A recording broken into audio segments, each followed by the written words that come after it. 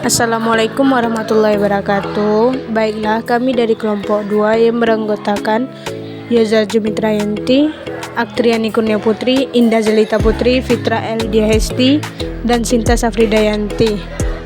Baiklah, saya Indah Zelita Putri yang akan menjelaskan materi tentang jenis-jenis penelitian kuantitatif. Yang pertama itu penelitian deskriptif. Metode deskriptif merupakan salah satu macam-macam metode penelitian kuantitatif dengan suatu rumusan masalah yang memadu penelitian untuk mengeksplorasi atau memotret situasi sosial yang akan diteliti secara menyeluruh, luas, dan mendalam. Macam-macam metode penelitian kuantitatif seperti deskriptif ini bertujuan untuk melukiskan secara sistematis fakta atau karakteristik populasi tertentu atau bidang tertentu secara faktual dan cermat. Yang kedua yaitu korelasional. Metode korelasional merupakan salah satu dari macam-macam metode penelitian kuantitatif yang digunakan dalam evaluasi, terutama untuk mendeteksi sejauh mana variasi pada suatu faktor berkaitan dengan variasi pada satu atau lebih faktor lain berdasarkan koefisien korelasi. Macam-macam metode penelitian kuantitatif seperti korelasi adalah penelitian dengan tujuan untuk mendeteksi tingkat kaitan variasi-variasi yang ada dalam suatu faktor dengan variasi-variasi dalam faktor yang lain dengan berdasarkan pada koefisien korelasi. Baiklah, saya Aktriani Kurnia Putri akan melanjutkan materi selanjutnya yaitu penelitian komparatif. Macam-macam metode penelitian kuantitatif seperti yang komparatif berfungsi membandingkan dua perlakuan atau lebih dari suatu variabel atau beberapa variabel sekaligus. Tujuan macam-macam metode penelitian kuantitatif seperti komparatif ini untuk melihat perbedaan dua atau lebih situasi, peristiwa, kegiatan, atau program. Perbandingan yang dilihat dari bagaimana seluruh unsur dalam komponen penelitian terkait antara satu sama lain. Perhitungan yang digunakan macam-macam metode penelitian kuantitatif seperti komparatif adalah suatu persamaan dan perbedaan dalam perencanaan, pelaksanaan, serta faktor pendukung hasil. Bagaimana unsur pembentuk hasil penelitian dapat menjadi latar belakang dari hasil penelitian tersebut. Materi selanjutnya yaitu penelitian pengembangan. Penelitian pengembangan adalah jenis penelitian yang dilaksanakan untuk mengembangkan ilmu atau pendidikan yang telah ada. Penelitian dilakukan untuk mengembangkan, memperdalam, atau memperluas ilmu atau pendidikan yang telah ada.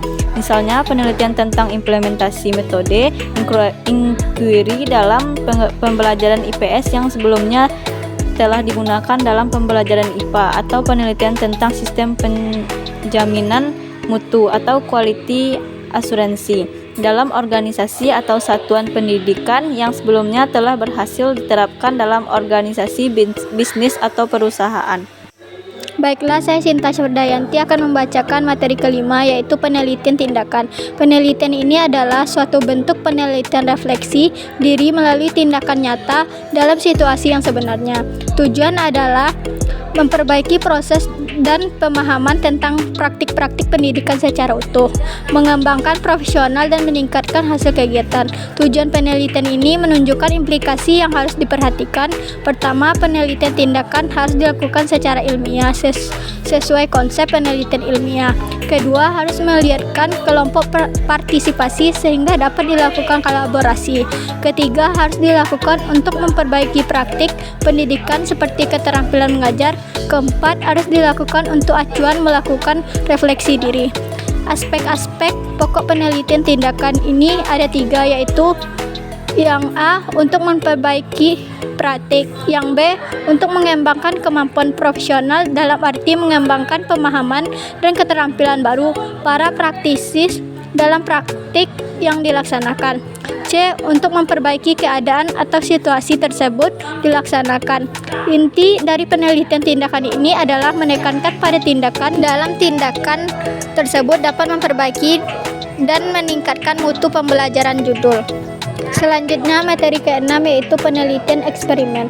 Penelitian eksperimen adalah penelitian yang berusaha mencari pengaruh variabel tertentu terhadap variabel lain dalam kondisi yang mengkontrol secara ketat Bentuk penelitian eksperimen menurut Tuchman tahun 1982 ada 4 jenis, yaitu pre-eksperimental dan true eksperimental, faktorial, dan quasi eksperimen.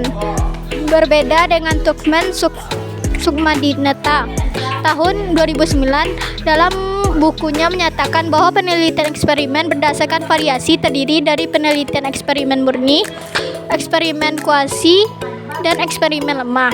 Eksperimen dan eksperimen subjek tunggal. Eksperimen murni merupakan metode eksperimen yang paling mengikuti prosedur dan memenuhi syarat eksperimen.